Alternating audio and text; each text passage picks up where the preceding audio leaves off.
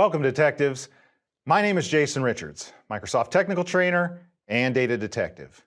Together, let's investigate the different options and methods for loading data into a Fabric data warehouse and how to choose the best one for your scenario.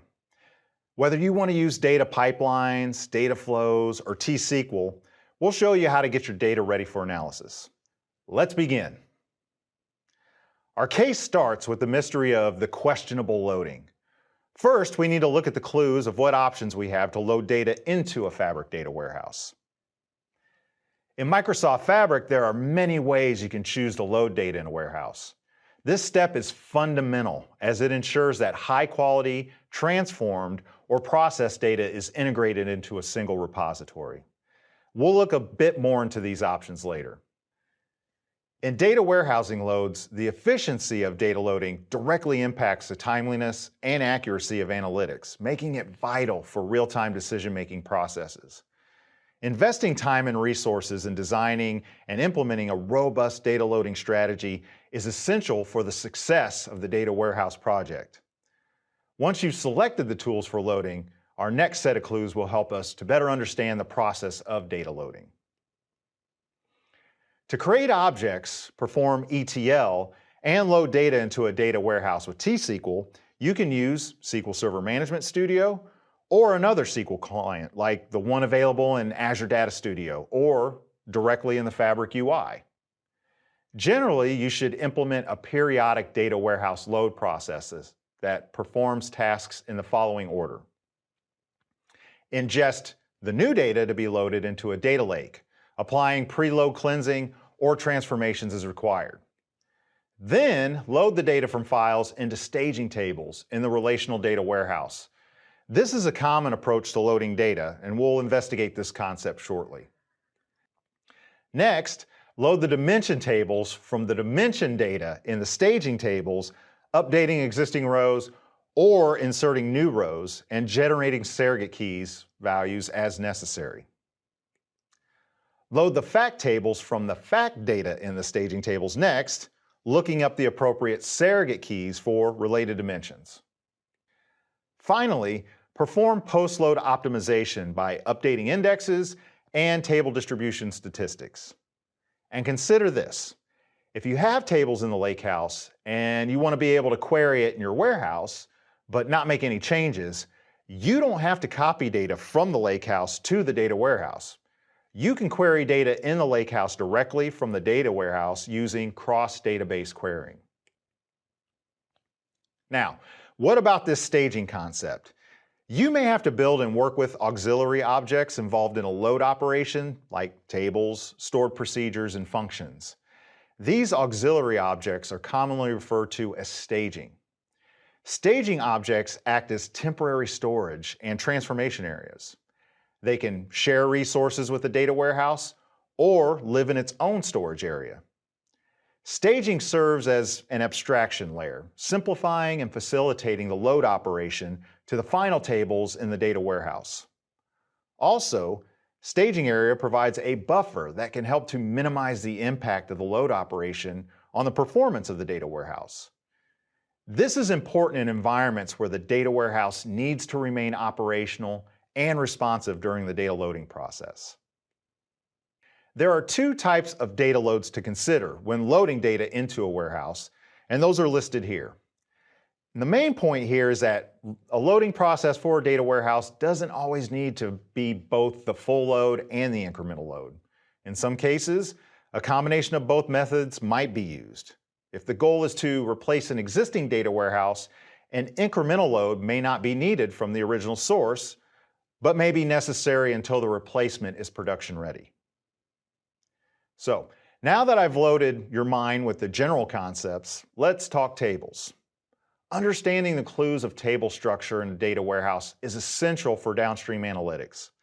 Let's navigate the case of table treachery. We'll start by investigating dimension tables. Dimension tables describe business entities like products, people, places, and dates. Dimension tables contain columns for attributes of an entity. For example, a customer entity might have attributes like first name, last name, email address, and postal address. which might consist further of a street address, a city, a postal code, a country, and a region. In addition to attribute columns, a dimension table contains a unique key column that identifies each row in the table. In fact, it's common for a dimension table to include two key columns.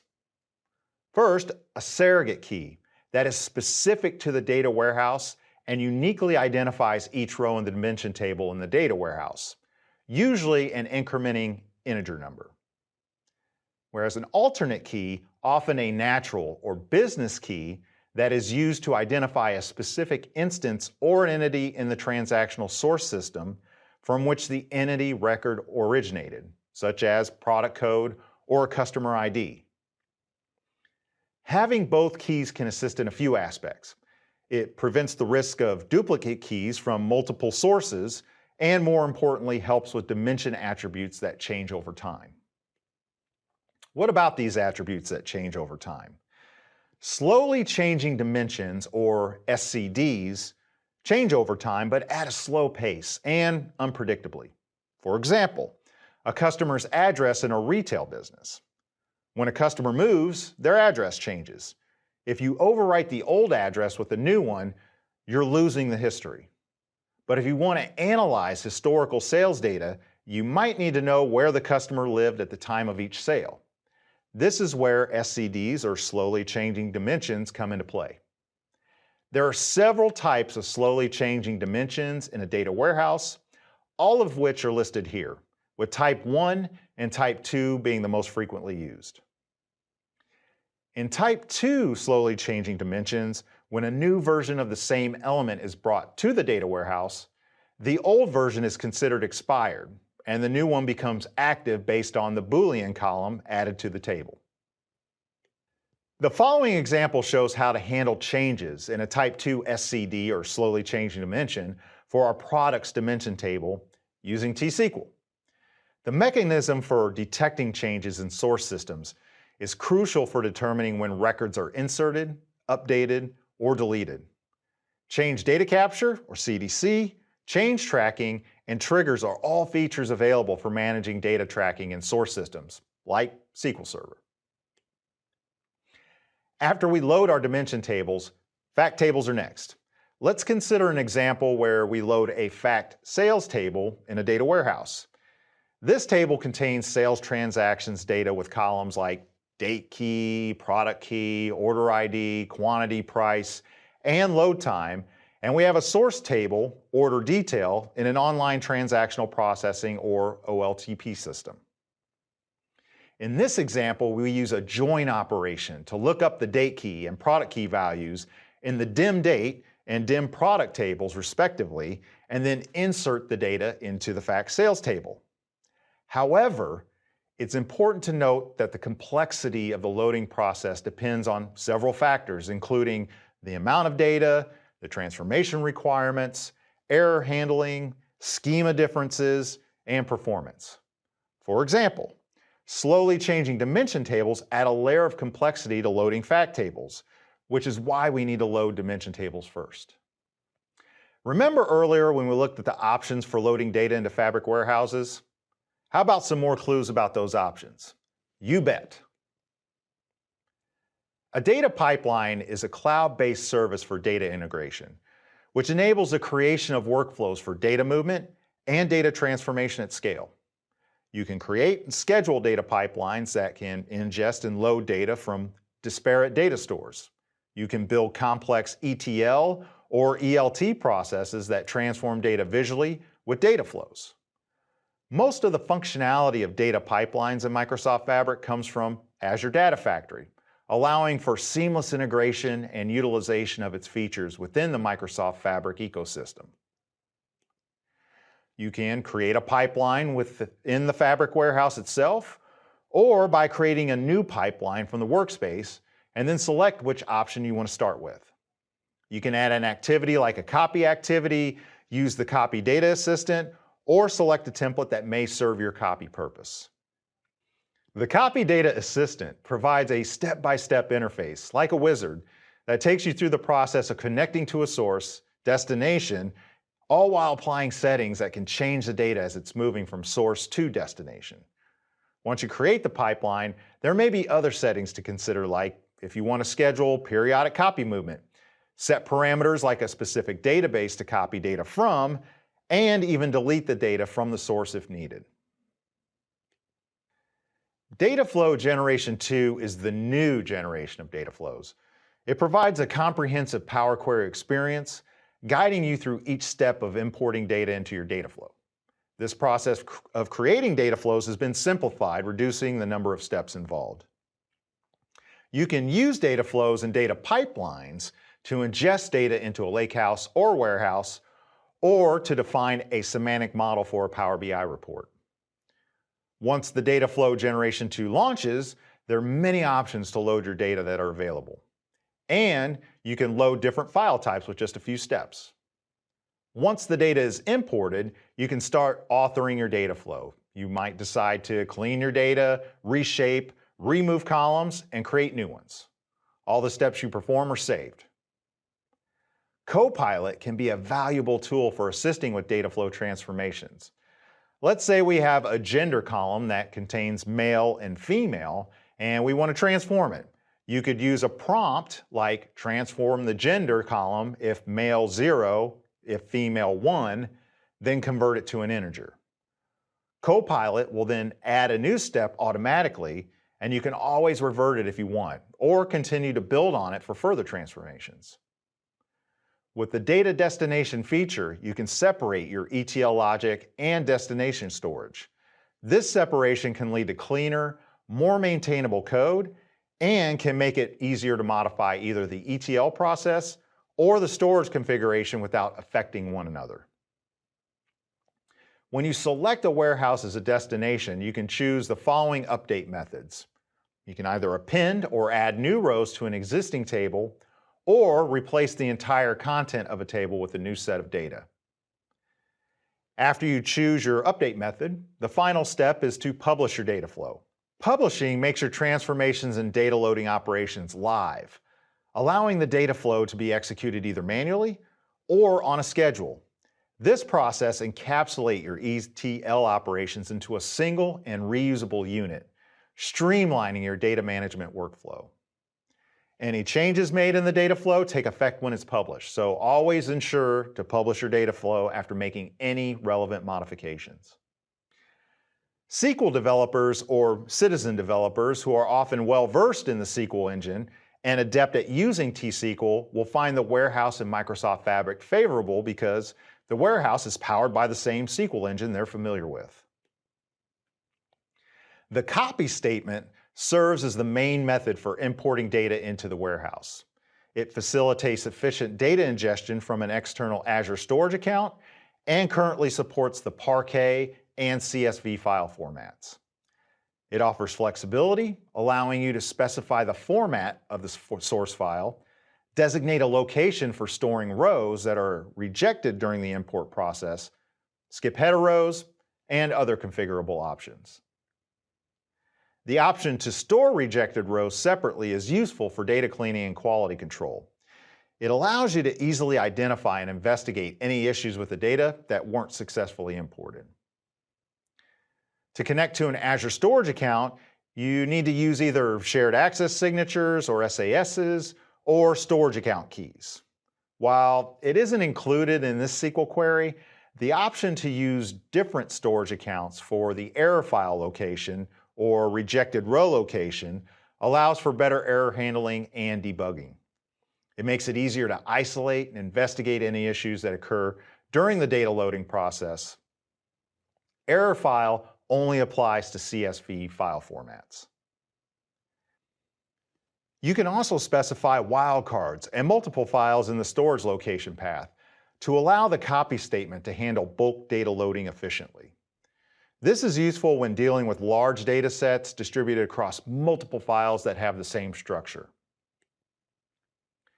In a scenario where an analyst needs data from both a warehouse and a lakehouse, this is definitely possible.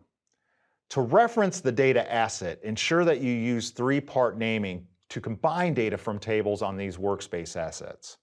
You can then use Create Table as Select or CTAS and insert select statements to load the data into the warehouse. The following query creates a new table in the analysis warehouse that combines data from the sales warehouse and the social lakehouse using the product ID as the common key. The new table can then be used for further analysis. All the warehouses that share the same workspace are integrated into the same logical SQL server. If you use SQL client tools like SQL Server Management Studio, you can easily perform a cross-database query like in any SQL Server instance. Nice job. Now that we've unlocked the clues to data warehouse loading, let's put knowledge to practice.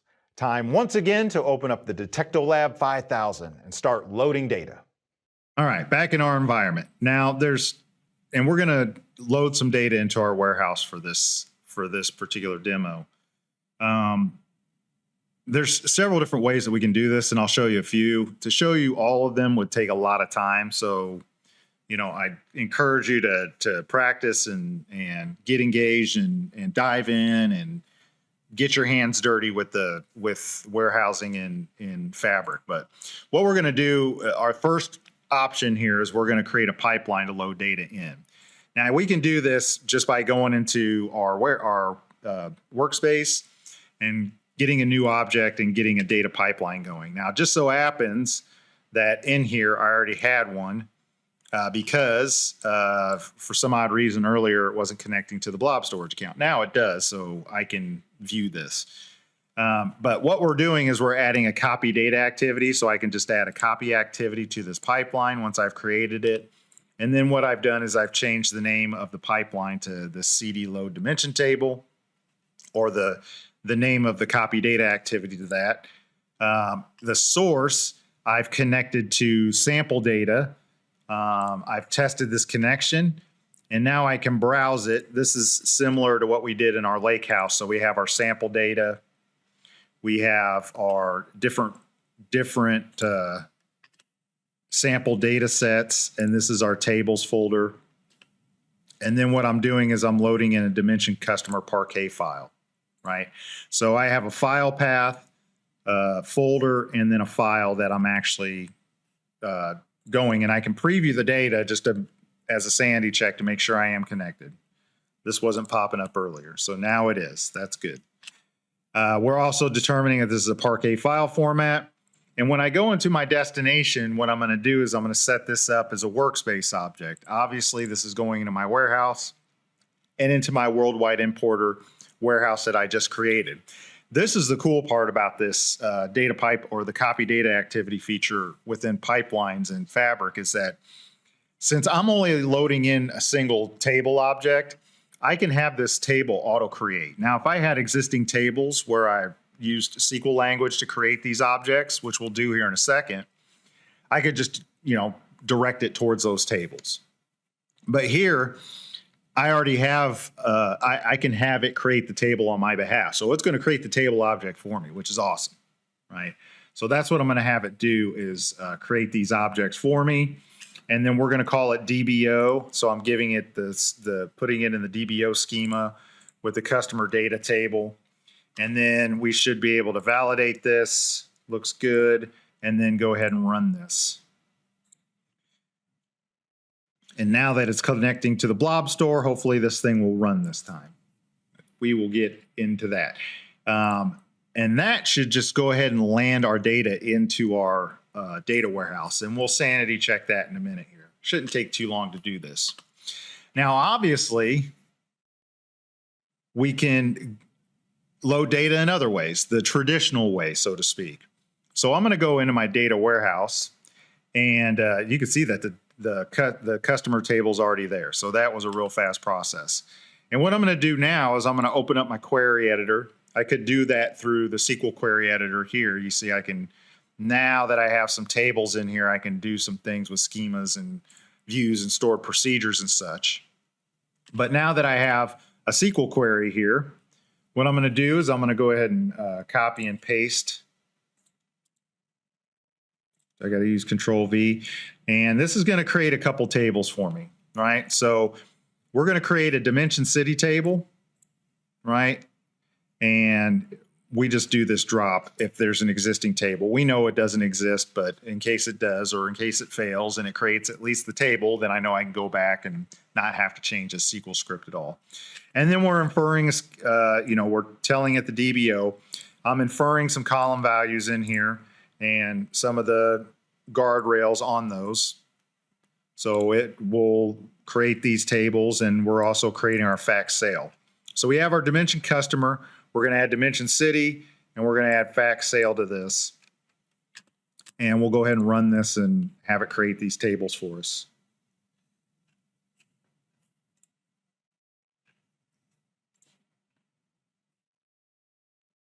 Good.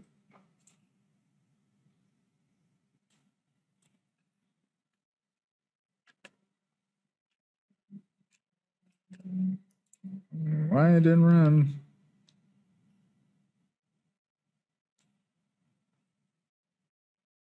Okay. Weirdness happening, but that's okay. You could see that it created those dimension customer and fact sales tables, which is exactly what we wanted to do. So this is how we can create tables in there. And I can rename this query, right? Just to create tables. And you can see that when I rename it and I save it, then it shows up in my queries, and I can go back and run this if I needed to, or just change some wording in it if I wanted to create other tables for it. We can always refresh. If this didn't show up here, I could always refresh the warehouse, and then the table should show up. Now, there's no data in here, right? We loaded in data from our dimension customer. That's the dimension city. This is our dimension customer. So we loaded this data in here. I know that we did because we ran that tool. But all I've done at this point was just create the tables, empty tables. Now what I could do now is go back in pipelines, load the fact sale and the dimension city, and direct those directly to those tables, right? But what we're going to do is we're actually going to copy data into these. Now that we have those in there, one of the ways that we can actually load data in that isn't going to require a staging table is to just copy directly into those tables. So we'll open up a new query window here. Let's do a new query, new SQL query, right? And then we'll paste this in here. And what am I doing here? So you could see that I'm going into that same storage account, the blob store, and I'm pulling in dimension city Parquet, and I'm pulling in a Parquet file for the fact sale. And what I'm using is a copy into.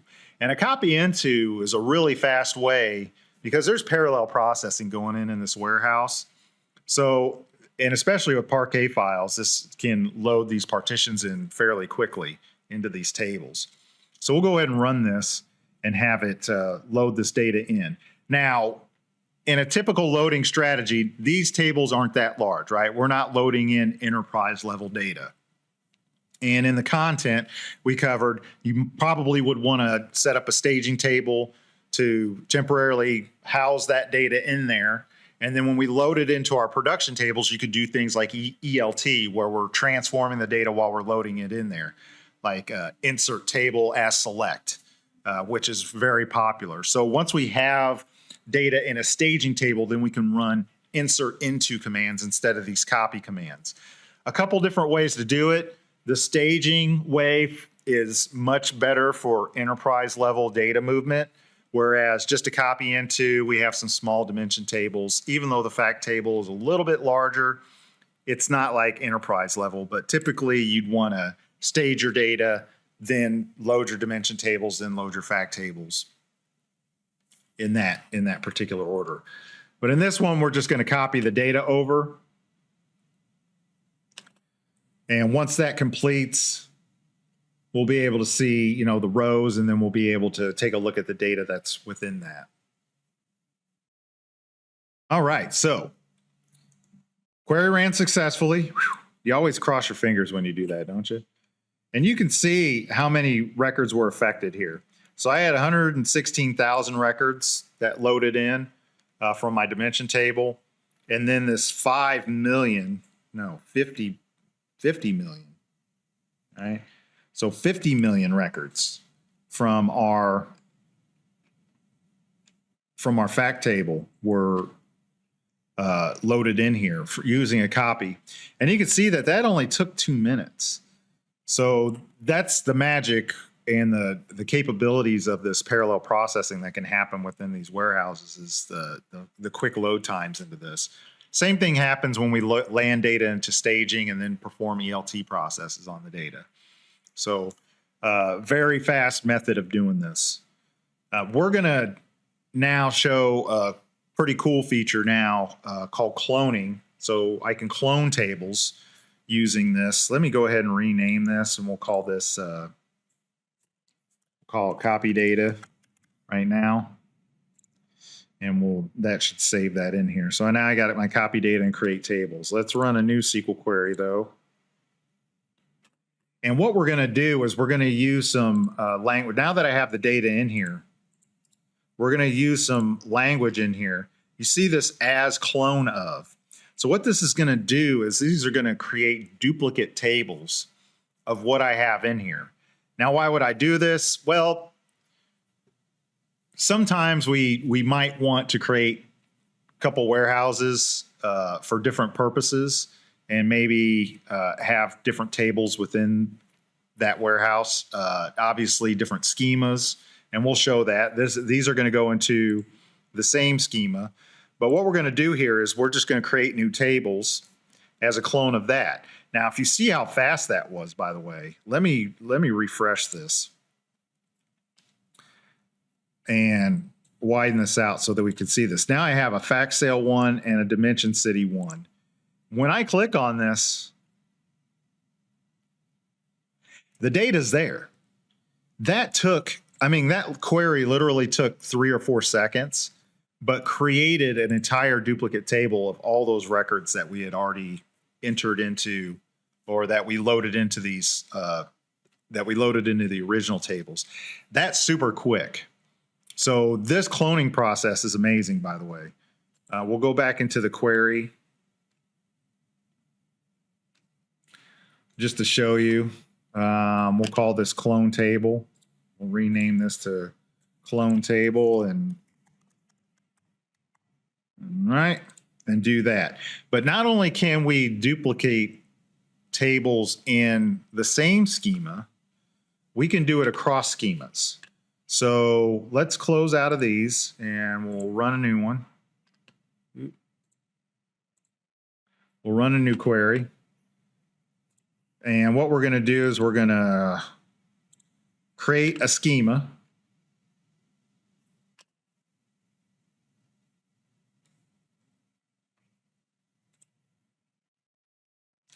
And that should add another schema to this. I love how this refreshes, by the way. This is awesome that it's refreshing on its own. So now we've created this other schema, and I can rename this to create schema just to save these, right? Not that, but if anybody else wants to create a schema, it saves a little bit of time to know that it's there, right?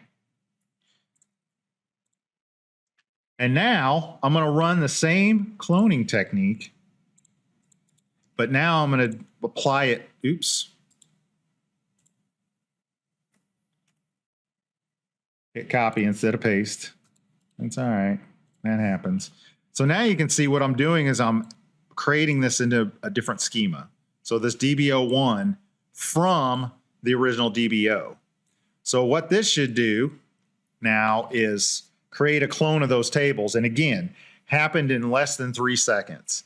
So now when I go into my DB01 and I look at my tables, now I have my Dimension City one and my Fact Sale one here in my new schema. So different ways of loading data. Obviously, we didn't go through all of them again because there's a lot of different ways that we can load data in here. Staging to dimension tables to fact tables. Always consider your slowly changing dimension tables and things like that. But these are different ways, pipelines to create tables for us on our behalf using T-SQL language to create the objects, then copy the data into them. We can also utilize that process of creating a staging table, copying the data into the staging table, and then doing things like ELT, extract, load, transform, from the staging table as we're loading it into the production table itself with an insert into statement. So different ways of doing it. Obviously, enterprise level, your best bet is to use that staging, dim, fact, optimize method. For smaller tables, you could just do a pipeline and create the table on its behalf, or use a copy into after you've created your table object. So different ways of loading data in. Let's head back into the studio.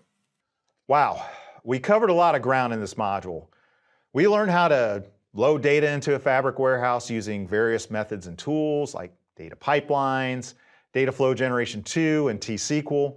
We also explored how to handle different types of data like dimension tables, fact tables, and slowly changing dimensions. Thanks for joining.